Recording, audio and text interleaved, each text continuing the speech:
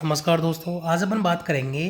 एक कहानी है, पोएम है, एक पीडीएफ ये मिली हुई, काफ़ी अच्छी पीडीएफ है।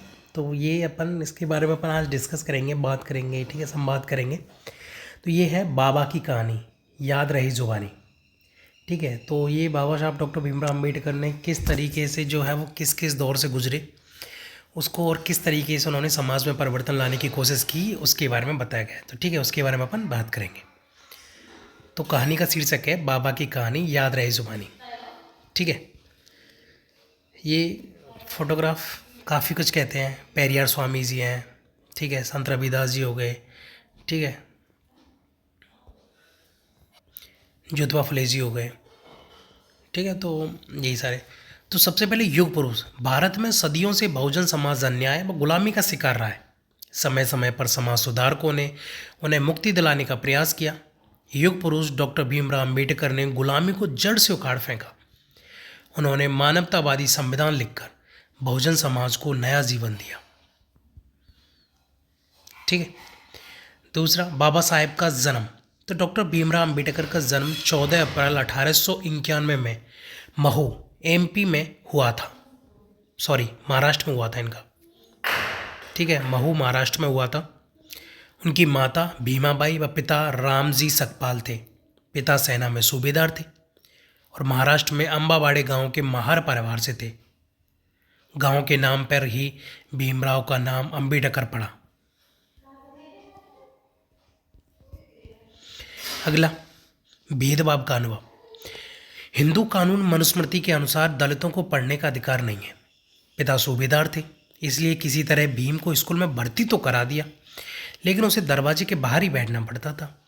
बालक भीम समझ नहीं पाता था कि लोग क्यों उससे दूर रहते हैं। ठीक है, इस तरीके से ये बाहर बैठा रहता था। आगे, पानी के लिए भी संघर्ष। तो छुआछूत का भूत। भीम को जब प्यास लगती तो स्कूल का चपरासी उन्हें बर्तन तक नहीं छूने देता था। वह कहता कि बर्तन अपवित्र हो जाएंगे। भीम पूछते कि मैं तो इतना स्वच्छ रहता हूँ, तो फिर बर्तन कैसे अपवित्र हो जाएंगे। चपरासी कहता कि तुम ठीक कहते हो, पर शास्त्रों में ऐसा लिखा है।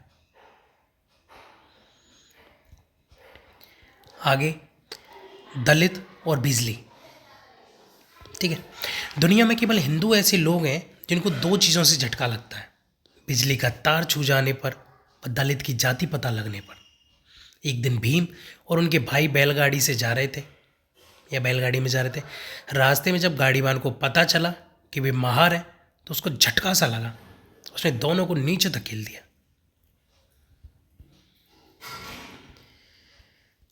अगला, अंधा समाज। ठीक है, फोटोग्राफ में दिखाया गया कैसे पानी के लिए संघर्ष हो रहा है। पंडित हैं यहाँ पे और जमींदार वगैरह एक्सेट्रा। ठीक है, अंधा समाज। हिंदुओं की अंधविश्वासी मान्यता है कि दलितों के छूने से पानी अशुद्ध हो जाता है, जिसे गाय के मूत्र और गोबर आदि डालने से ही शुद्ध किया जा सकता है, यानी कि दलित गोबर से भी गंदा है। जब बालक भीम ने प्यास लगने पर कुएं से पानी निकाल कर पी लिया, तो ब्राह्मणवादियों ने उसे पत्थरों से मारा। अगला, अध्ययनशीलता। भीम का बचपन बहुत गरीबी में बीता। उनका बड़ा सा परिवार एक ही कमरे में गुजारा करता था। बालक भीम को पढ़ने का बहुत शौक था। एक ही कमरा होने के कारण भीम को एकांत नहीं मिल पाता था। उनके पिता उनको रोज सुबह 3 बजे उठा देते थे। भीम खूब मन लगाकर पढ़ते और एक दिन दुनिया के बहुत बड़े विद्वान बन गए। अगला देखो, भीमराव अम्बेडकर ये बैरिस्टर ग्रुप में। ठीक है, विदेशों में शिक्षा। भीम की योग्यता से प्रभावित होकर महाराजा गायकवाड़ ने उनको उच्च शिक्षा के लिए अमेरिका भेज दिया। वहाँ छुआछूत नहीं थी।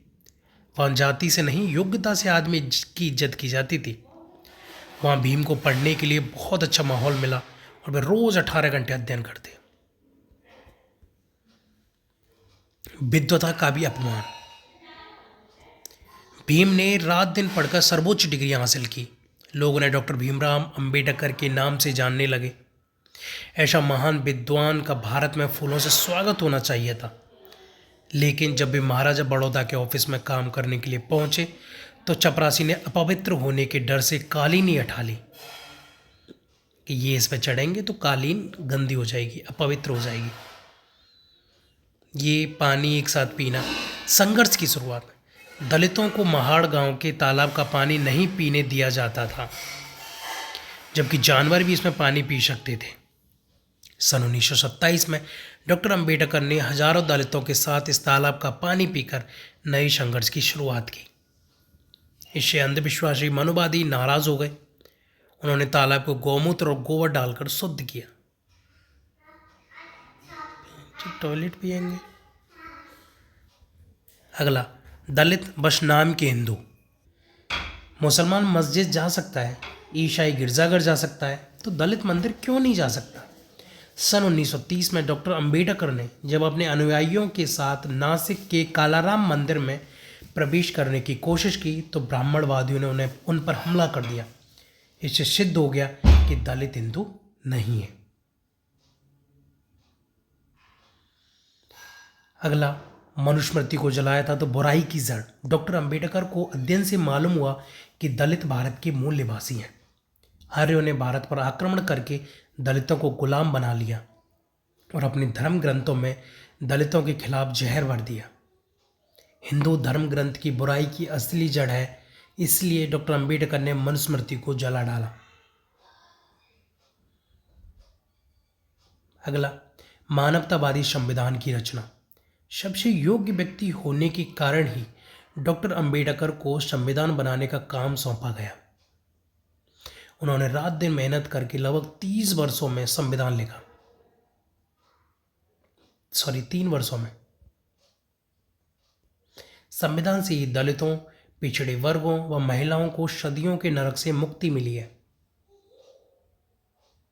अगला, बौद्ध धर्म की दीक्षा। दलित हिंदू धर्म में रहकर बराबरी का दर्जा कभी भी हासिल नहीं कर सकते, क्योंकि वे हिंदू नहीं हैं। वे भारत के मूल निवासी हैं जिनको गुलाम बना दिया गया है। इसलिए बाबा साहेब ने 14 अक्टूबर 1956 को लाखों लोगों के साथ नागपुर में बौद्ध धर्म अपना लिया। अगला, अंतिम यात्रा। बाबा साहेब डॉक्टर भीमराव अंबेडकर असमानतावादी हिंदू धर्म में पैदा हुए, लेकिन समानतावादी बौद्ध धर्म ग्रहण करके परिनिर्वाण को प्राप्त हुए। 6 दिसंबर 1956 को उनकी अंतिम यात्रा में लाखों लोग शामिल हुए। उनके बताए रास्ते पर चलकर ही बहुजन समाज को सम्मान मिला है। बुद्धम शरणम गच्छामि। अमर संदेश। बाबा साहेब की मुंबई स्थित समाधि चैत्य भूमि कहलाती है। बाबा साहेब मानो आज भी कह रहे हो, बौद्ध धर्म सूर्य के प्रकाश की तरह दुनिया में फैला हुआ है। यह जीवन से अंधकार दूर कर देता है। यही हमारा प्राचीन धर्म भी है। अतः अंधविश्वास से के जाल से निकलो और बौद्ध धर्म अपनाओ। बाबा साहेब के संदेश। अपने बच्चों को शिक्षा दो, उन्हें महान इंसान बनाने के लिए प्रेरित करो। उनके मन से सारी हीन भावना निकाल दो। रोटी, कपड़ा और मकान आपकी जन्म सिद्ध अधिकार है। अधिकार मांगने से नहीं, संघर्ष करने से मिलते हैं। अगला, संघर्ष में सफलता अपनी आराम मतलबी का बलिदान देने से ही मिलती है। बलि बकरी की दी जाती है, शेर के लिए नहीं, शेर की नहीं।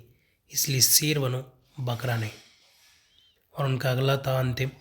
उस धर्म में रहने से कोई फायदा नहीं जब इज्जत और बराबरी का दर्जा ना मिल सके।